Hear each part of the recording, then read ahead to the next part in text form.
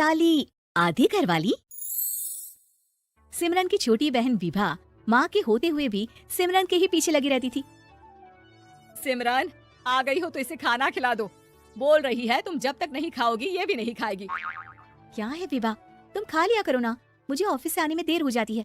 और कोई छोटी बच्ची तो हो नहीं तुम जो खाना भी नहीं खाती हो कि दीदी आएगी तो ही खाऊंगी। हाँ हाँ, छोटी बच्ची ही समझ लो।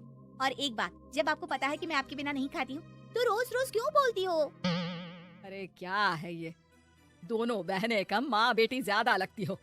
अरे दीदी की शादी हो जाएगी तब क्या करेगी बोल? जब होगी तब की तब देखेंगे। मैं तो दीदी के साथ ही रहूंगी हमेशा। दोनों की शादी ऐसे घर में कर देंगे जहाँ दो भाई हो। खैर, मामला आया गया हो जाता है। एक दिन सिमरन के पापा जब घर आते हैं। तुम लोगों के लिए अच्छी खबर है, वर्मा जी है ना मेरे दोस्त, उन्होंने सिमरन बेटी के लिए रिश्ता बताया है।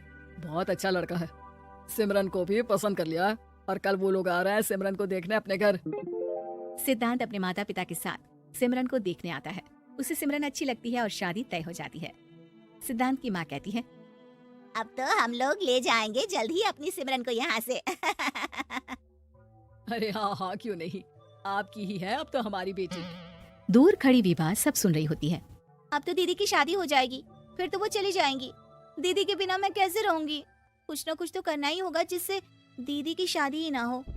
सभी के जाने के बाद क्या शादी के बाद दीदी हम लोगों के साथ नहीं रहेंगी?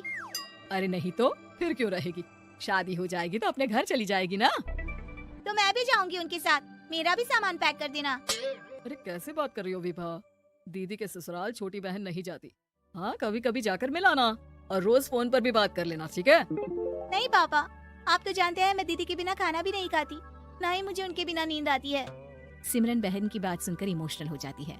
अगले दिन से विभा खाना खाना छोड़ देती है। लोगों के लाख समझाने के बाद भी विभा ना खाती है ना ही सोती है। अंत में हार मानकर सिमरन सिद्धांत से मिलती है। सिद्धांत, मेरे मम्मी पापा ने बचपन से ही विभा और मुझे साथ रखा। वो मुझसे बहुत जुड़ी है। मुझे उसकी टेंशन रहेगी शादी के बाद, क्योंकि वो मेरे बिना नहीं रह सकती है। अरे ये तो छोटी सी बात है, वो हम लोगों के साथ हमारे घर में रह सकती है।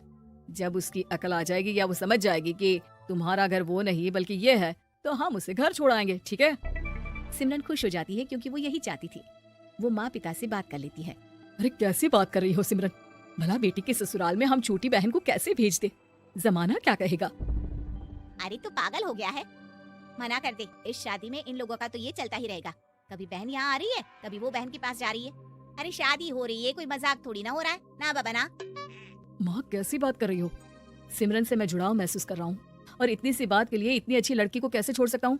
सिद्धांत की भी जिद होती है कि वो सिर्फ सिमरन से ही शादी करेगा, और होता भी वैसा ही है। सिद्धांत और सिमरन की शादी हो जाती है और दहेज में आ जाती है विभा। शादी के बाद बुआ सास कहती है, अरे माँ ना, साली आधी घर वाली होती है, लेकिन ये क्या, तुम तो उसे घर ही ले आए। तभी चाची कहती है, सिद्धांत को तो हम लोगों ने सीधा समझा था, लेकिन सबसे तेज तो यही निकला। अरे देखो कैसे दहेज तो नहीं लिया, लेकिन साली पर कब्जा कर लिया। सिद्धांत ने इस और तो सोचा ही नहीं था, लोग उन लोगों के बारे में ऐसी भी बात करेंगे। वो वहाँ से चला जाता है और चुपचाप अपने कमरे में लेट जाता है। क्या हुआ सिद्धांत, तुम अचानक से परेशान हो गए, कोई बात है क्या? अरे नहीं, वो थक गया था ना, शादी की सारी तैयारी और रस्मों के बीच, सोच रहा हूँ थोड़ा आराम कर लूं। हाँ ठीक है, आप लेट जाइए, मैं विभा का बेड लगा देती हूँ जमीन पर। क्या वो यहाँ सोएगी? हाँ, बताया तो था कि उसे नींद नहीं आती मेरे बिना, तो तुम आराम से लेटो ऊपर, हम लोग नीचे बिछा लेते हैं। अरे नहीं, तुम दोनों आराम से लेटो ऊपर, मैं माँ पापा के रूम में जा रहा हूँ।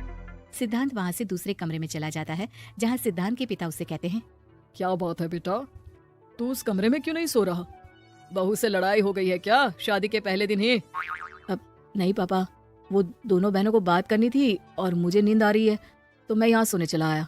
अगले दिन सिद्धांत तैयार होकर ऑफिस जाता है। ऑफिस में लंच के वक्त दोस्त कहता है, क्या बात है सिद्धांत, इतना सारा खाना एक ही दिन में? हाँ यार, वो सिमरन को खाना बनाने का शौक है तो उसी ने बनाया है। यार हम लोगों की तो सिर्फ एक ही बीवी है, इसकी तो दो है ना। सिद्धांत को गुस्सा आ जाता है। कैसी बात कर रहा है तू? अरे तू तो भाग्यशाली है जो बीवी के साथ साथ साली भी आ गई। अरे साली लोगों की तो आधी घरवाली होती है, तुझे तो पूरी की पूरी मिल गई। सिद्धांत का पारा अब 7वें आसमान में पहुंच जाता है। वो खड़ा होकर उस लड़के से लड़ने लगता है। हाँ, मेरी शादी में मेरी बीवी के साथ मेरी साली भी आई है, ये सच है, लेकिन सिर्फ कुछ समय के लिए, क्योंकि उसने सिमरन को बचपन से ही माँ की तरह देखा और यूं अचानक वो सिमरन से अलग नहीं रह सकती थी। इसलिए सोचो, अगर मेरी बीवी उसके लिए माँ का स्थान रखती है तो मेरा दर्जा क्या हुआ। तभी वहाँ बॉस आ जाता है। माफ करना सिद्धांत, यहाँ इस मेंटल लेवल के लोग हैं। जरूरी नहीं साली सिर्फ आधी घरवाली ही हो, कभी वो छोटी बहन तो कभी बेटी भी होती है। वेल डन सिद्धांत। सिद्धांत को अब ऑफिस में कोई कुछ नहीं कहता, लेकिन आस पड़ोस का वो तो वही हाल रहता है।